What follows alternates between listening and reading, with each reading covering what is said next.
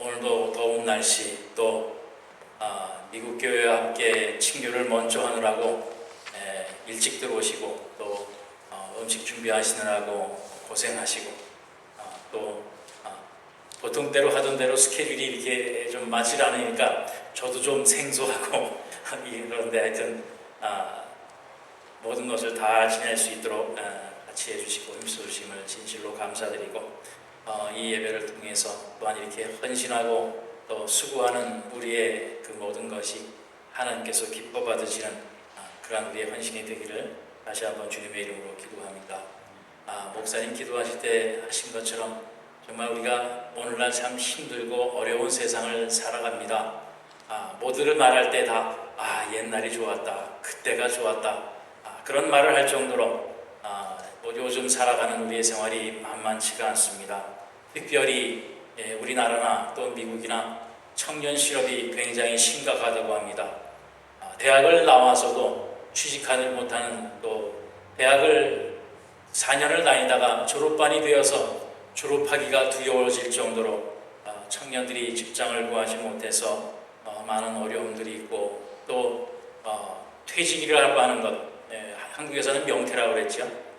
이제 나이가 55세, 50세만 되면 이미 퇴직해야 되는 그런 환경 속에서 많은 사람들이 걱정하고 고민을 합니다. 그러다 보니까 얼마 전만 해도 많은 분들이 찾고 또 책으로 나오고 소식을 전하는 것들이 뭐였냐면 어떻게 하면 성공할 것인가, 성공하는 7가지의 방법, 또 성공한 사람들은 어떻게 살았나 해서 성공에 대한 갈망이 굉장히 많았습니다. 그리고 많은 사람들이 거기에 대한 성공에 대한 열망도 가졌고, 또 많은 대화의 과도가 성공하는 방법에 대해서 많은 이야기들을 나눴습니다. 그런데 요즘 와서는 조금 바뀐 것 같아요. 저기 보면 여러 가지, 제가 보다 보니까 여러 가지의 30대에 넘어가는 사람들에게 충고하는 그러한 내용의 10가지가 있는데, 그 중에 첫 번째가 저거였습니다. 돈만 보고 일하지 말라는 거예요. 돈만 쫓다 보면 자기의 성장 등 다른 것을 다 놓칠 수가 있다. 그러니까 돈만 보지 마라. 성공만 보지 말고 자기 자신을 한번 돌아보면서 자기 자신에 맞는 일을 먼저 찾고 시작을 해보라 라고 하는 그러한 조언과 충고들을 요즘 많이 하기 시작을 합니다. 책들도 슬슬 나오기 시작을 해요. 성공에, 돈에, 재물에 초점을 맞추지 마라. 네가 뭘 잘할 수 있느냐, 무엇을 즐기면서 할 수 있느냐, 거기에 초점을 맞추고 인생을 설계를 하라라고 하는 그러한 이야기들이 많습니다. 왜 그럴까요? 성공하려고 했는데, 돈을 많이 벌려고 했는데 잘 안 되는 겁니다. 어떤 성공한 사람들의 방법을 따라하보기도 하고 찾아보기도 했지만 결국 성공이라는 것이 쉽지는 않다는 겁니다. 또 성공이 어디까지가 성공이냐, 또 얼마를 벌어야 성공한 삶을 사느냐, 또 성공했다는 사람들도 두고 보니까, 지나고 보니까 또 나락으로 떨어지기도 하고, 성공이라고 하는 것에 대한 확실한, 확고한 그런 초점이 잡히지를 않더라라고 하는 겁니다. 또한 얼마 전에 한국에서는 정말 좋은 대학 나오고 좋은 직장 나오고 다니고 또 정말 사랑스러운 아내와 정말 자식들이 있었는데, 실직을 하고 직장을 찾다가 그만 자기 아내와 자식을 죽이고 자식 자신도 자살을 하려고 시도를 했던 그런 소식을 들었습니다. 그런데 정말 힘들고 어려워서 자살을 하려고 했느냐, 나중에 보니까 7억이라고 하는 자산이 아직도 남아있더라는 겁니다. 그런데 그 7억을 가지고서는 자기의 가정이 정말 만족스럽게 살지 못하겠더라. 7억을 가지고서는 그렇게 못 살겠더라는 겁니다. 그래서 그런 극단적인 방법을 선택한 소식을 들었습니다. 여러분, 7억이면 얼마입니까? 그런데 어떤 사람에게는 그 7억도 살아갈 수 있는 그런 자산이 아니었다는 것입니다. 자기가 소유하고 있고 자기가 가지고 있는 것으로 어떻게 잘 살아야 할지, 어떻게 자기의 가진 것으로 즐거움과 행복을 누리며 살아야 될지를 요즘 사람들은 다 잃어버리고 있다라고 하는 겁니다. 더 많은 것, 더 높은 것을 찾기 위해서 그 방법을, 그 길을 찾기 위해서 애쓰고 노력한다라고 하는 겁니다. 아마 인간의 본능이 그런 것 같아요. 저희 집이 베이비시터 하는데 어떨 때는 뭐 두세 명이 있고 한 명이 있고 합니다만은 혼자 있을 때는 장난감 하나 가지고도 1시간, 2시간 잘 놉니다. 그런데 2명이 되고 3명이 되면 장난감이 아무리 많아도 다른 아이가 가지고 있는 것을 뺏으러 다니는 거예요. 또 뺏어서 그 아이가 다른 걸 가지면 뺏은 걸 놓고 그걸 또 뺏으러 가요. 서로 싸웁니다. 더 좋은 것이 아니라 다른 아이가 가지고 있는 것을 뺏기 위해서 싸우는 겁니다. 아이만 그럴 거예요. 아마 우리 인생이 그렇지 않은가, 우리 인간의 본성이 정말 그렇지 않은가라고 하는 생각을 해봅니다. 요즘 들어서는 이런 이야기도 있어요. 한국 소식입니다. 내 아이가 수포자가 되기를 원치 않는다는 겁니다. 여러분, 수포자가 뭔지 아세요? 수학을 포기하는 자식이 됩니다. 그래서 아이를 임신했을 때부터 태교로 수학 공부를 하는 거예요, 엄마가. 말이 됩니까? 아마 저희 어머님이 임신해서 수학을 싫어했는지 저도 수학을 아주 굉장히 싫어했는데 계산을 못합니다. 저뿐만 아니라 저희 형님도 이 동계산 전혀 못해요. 아마 우리 어머님이 임신했을 때 아마 동계산 같은 걸 안 하셨는지. 뱃속에서부터 수학 공부를 아이에게 시키겠다는 거예요.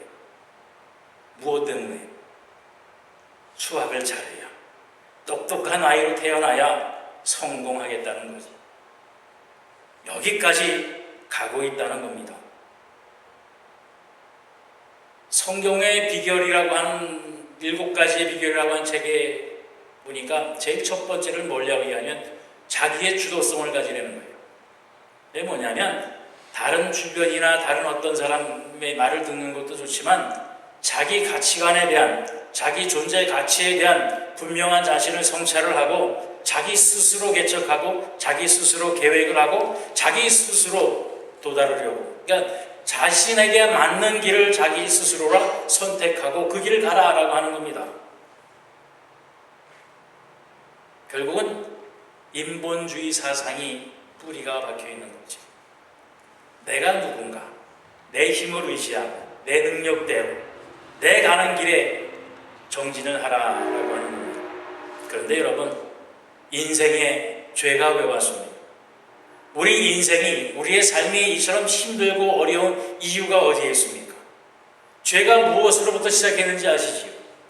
바로 하나님의 말씀을 순종을 하지 아니하고 하나님이 만지지 말라고 하는 것, 하나님이 먹지 말라고 하는 것을 만지고 먹었다가 우리 인생에 이처럼 큰 괴로움과 죄가 들어온 것 아니냐라고 하는 말씀입니다. 그래서 오늘 본문의 20절에 보면 이렇게 말씀하십니다. 내가 사자를 내 앞에 보내어 길에서 너를 보호하여 너를 내가 예비한 곳에 이르게 하겠다라고 하는 겁니다. 네 스스로는 찾을 수가 없고 네 스스로는 갈 수가 없기 때문에 내가 나의 사자를 네 앞에 보내서 너를 인도하고 보내어서 내가 예비한 곳으로 너를 데리고 가겠다는 겁니다.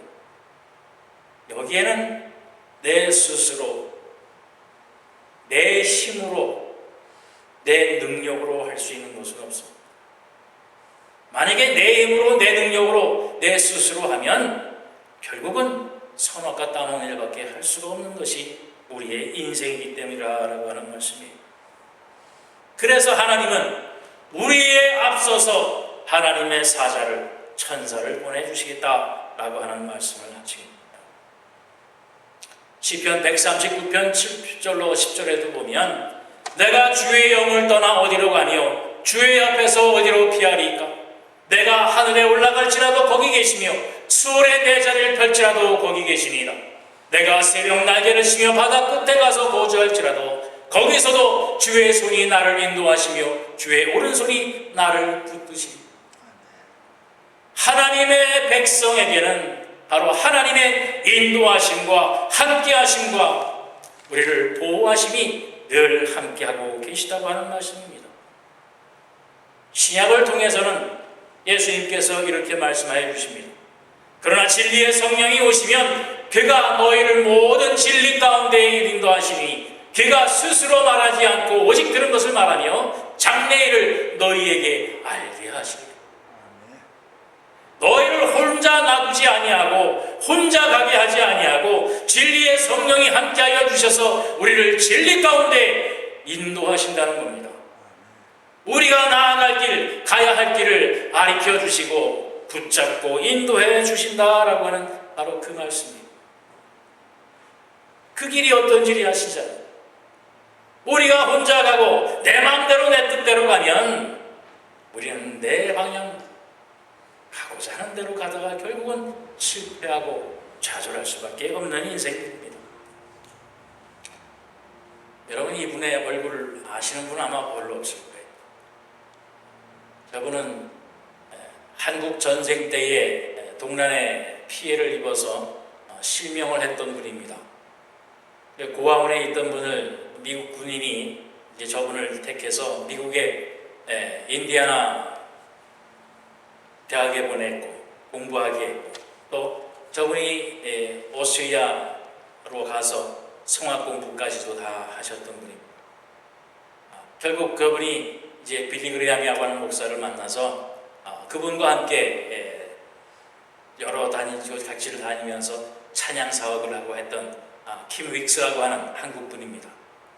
지금도 나이가 연로하신데도 저렇게 피아노를 치고 곳곳에 다니면서 간증도 하고 하는 분입니다. 근데 저분의 간증 중에 그런 게 있어요. 내가 앞을 못 보는 수경이다. 그런데 어느 누구도 나를 인도할 때 100m 앞에 200m 앞에 뭐 있다고 얘기하는 사람이 없어. 나를 인도할 때 내 바로 한 걸음 앞에 계단이 있습니다. 바로 한 걸음 앞에 장애물이 있습니다. 바로 한 걸음 앞에 무엇이 있습니다. 해서 그것을 피해가게 만들어줍니다. 그리고 자기가 눈앞에 안 보이니까 때로는 지팡이를 짚고 가는데 그 지팡이도 10m, 100m 앞을 가르쳐주는 것이 아니라 바로 자기 한 걸음 앞에 무엇이 있는지 그것을 확인하고 간다는 겁니다. 그래도 살아가는데 큰 불편이 없다는 겁니다. 여러분 하나님이 우리를 인도하실 때도 마찬가지입니다.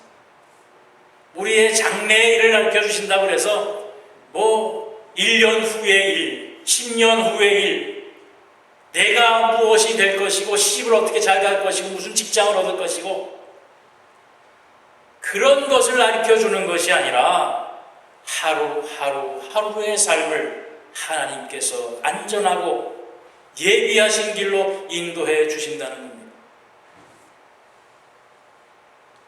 먼 훗날의 내일을 미리 가르쳐 주셔서 그것을 생각하고 가게 하는 게 아니라 하루하루 한 걸음 한 걸음을 하나님께서 인도하여 주셔서 하나님이 예비한 곳으로 우리를 인도해 주신다라고 하는 말씀.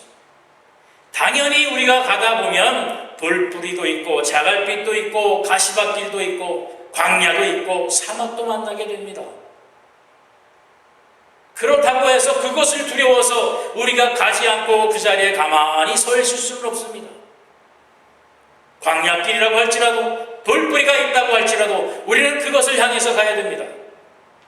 그러나 돌뿌리가 앞에 있다라고 하는 것을 우리 하나님께서 가르쳐 주시고 인도해 주시는 겁니다.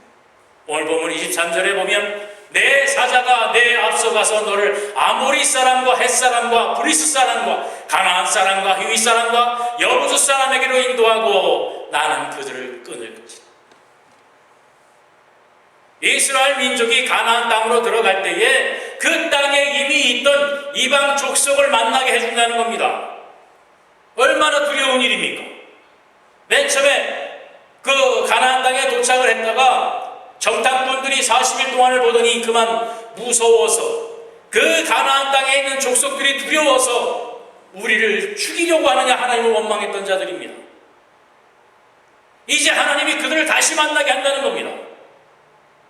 우리 인생에 큰 산과 같은, 큰 볼뿌리와 같은, 광야와 같은, 사막과 같은 것을 우리가 만나게 한다는 겁니다. 그런데 뭐라고 하셨어요?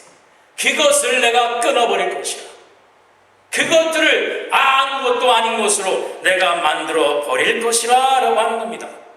하나님이 대신 싸워주시겠다는 겁니다. 만나기는 만나도 하나님이 대신 저들을 물리쳐 주신다는 거예요. 뭐라고 그러셨는 거 볼까요? 오늘 보면 이어서 나오는 27절로 30절에는 이렇게 말씀하고 계십니다. 내가 내 위엄을 내 앞서 보내어 내가 이를 곳의 모든 백성을 물리치고 내 모든 원수들이 내게 등을 돌려 도망하게 할 것이며 내가 왕벌을 내 앞에서 보내리니 그 벌이 히위 족속과 가나안 족속과 헷 족속을 내 앞에서 쫓아내리라. 너희가 그 이방 족속들을 만날 것이지만 내가 너의 앞서서 그들을 쫓아버릴 것이야. 그들의 등을 너는 볼 것이라는 것입니다. 그런데 이어서 이렇게 말씀하시요. 그러나 그 땅이 황폐하게 되므로 들짐승이 번성하여 너희를 해할까 하여 1년 안에는 그들을 내 앞에서 쫓아내지 아니하고 내가 번성하여 그 땅을 기업으로 얻을 때까지 내가 그들을 내 앞에서 조금씩 쫓아내리라. 여러분 무슨 말씀인지 아시겠어요?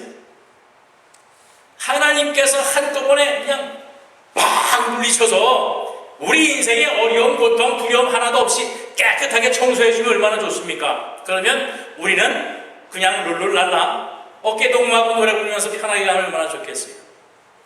그런데 하나님의 생각은 그게 아니라는 겁니다. 혹시라도 다 치워버리면 그 길에 들짐승이 와서 우리를 해하고 가시연봉기들이 다 가득 차서 우리가 먹을 소출이 없을 것이 걱정이 돼서 그 이방인들을 다 쫓지 않는다는 겁니다. 이방인들의 손으로 그 땅을 더 가꾸고 그 열매를 만들고 기름진 땅으로 잘 가꾸게 한 다음에 우리의 가는 스텝에 맞춰서 그들을 조금씩 몰아낸다는 겁니다. 얼마나 놀라운 하나님의 계획이십니까? 우리 마음 같아서는 한 번에 그냥 딱 해버리면 얼마나 좋겠어요. 그러나 하나님은 그것이 아닙니다. 조금씩 우리가 가는 한 걸음 한 걸음 하나님께서 정한 길로 인도해 주신다라고 하는 바로 그 말씀이에요. 그런데 여기에는 조건이 있습니다. 무조건 다 그렇게 만들어주는 것이 아니라 오늘 본문 22절을 볼까요? 내가 그의 목소리를 잘 청종하고 내 모든 말대로 행하면 내가 네 원수에게 원수가 되고 네 대적에게 대적이 되어. 다시 말씀드려서 내 말을 잘 듣고 내가 손 내미는 손을 잘 잡고 내가 인도하는 길로 잘 따라오면 그 길이 너에게 형통의 길이 될 것이라 라고 하는 말씀입니다. 내 말대로 행하면 귀에 들리는 대로 너희가 말씀을 듣는 대로 너희가 깨닫는 대로 행하면 하나님께서 함께 해주신다는 거예요. 마태복음 7장 13절에 주님이 이렇게 말씀하십니다. 좁은 문으로 들어가라. 멸망으로 인도하는 문은 크고 그 길이 넓어 그리로 들어가는 자가 많고 생명으로 인도하는 문은 좁고 길이 협착하여 찾는 자가 적으니. 우리 주님은 양의 문이라고 그러죠. 바로 하나님 나라 생명의 길로 가는 문이라고 그러죠. 그 문은 어떤 문이에요? 좁은 문입니다. 작고 작은 좁은 문. 하나님이 주님이 그리로 여러분을 인도하십니다. 하나님이, 주님이 여러분을 이방 민족 앞으로 인도하실 겁니다. 여러분을 광야로 인도하실 겁니다. 가시밭길로 인도하실 것입니다. 외나무 다리로 인도하실 겁니다. 여러분 어디를 선택하시고, 우리 주님이 자갈길로 가자, 가시밭길로 가자, 외나무 다리로 가자, 여러분의 선택에 달려 있습니다. 어느 길을 선택하실 것입니까? 좁은 길, 가시밭길, 자갈길, 외나무 다리라고 할지라도 주님과 함께하는 그 길은 생명의 길이 될 것입니다. 그 길은 영원한 하나님 나라의 길로 가는 그 길이 될 것입니다. 예수님의, 우리 주님의 인도하심에 순종하면 오늘 25절, 26절 말씀과 같이 내 하나님 여호와를 섬기라, 그리하면 여호와가 너희의 양식과 물의 복을 내리고 너희 중에 병을 제하리니 내 나라에 낙태하는 자가 없고 임신하지 못하는 자가 없을 것이라. 내가 너의 날수를 채워주신다고 말씀하십니다. 여러분 어느 길을 가시겠습니까? 오늘 여러분을 인도해서 이 세상에 정말 힘들고 어려운 세상으로 여러분을 인도해 보내실 겁니다. 오늘 예배가 끝나면 여러분을 세상으로 보내실 겁니다. 힘들고 어렵고 절망이 눈앞에 올지라도 여러분 두려워하지 마시고 담대하게 한 걸음을 내딛으시기 바랍니다. 말씀에 순종하여서 그 말씀대로 행하면 그 길은 안전한 길이 될 겁니다. 내가 날개 치며 벼랑 끝에 설지라도 하나님이 함께 하신다고 그랬습니다. 기도하시겠습니다. 예수님 감사합니다. 사랑의 주님 감사합니다. 우리가 세상을 향하여 눈을 들면 정말 낭떠러지 같고 광야와 같고 사막과 같고 가시덤불이 가득한 이 세상길입니다. 그러나 눈을 들어 우리 주님의 손길을 바라보면 거기에 작은 오솔길을 향하여 통하여 물과 기름이 흐르는 쉴만한 물가로 인도하시는 하나님의 인도하심이 있음을 발견하게 해주시니 감사합니다. 순종하게 하시고 인도하심에 따르는 귀한 발걸음을 댈 수 있도록 인도하여 주시옵소서. 오늘 우리가 나누는 성찬을 통하여 다시 한번 예수 그리스도의 사랑 안에, 또한 예수 그리스도의 십자가 앞에 다시 한번 우리의 모든 자신을 굴복하고 하나님의 인도하심에 순종하는 하나님의 귀한 백성들이 될 수 있도록 인도하여 주시옵소서. 감사드리며 예수 그리스도 이름 받들어 축복하며 기도하옵나이다. 아멘.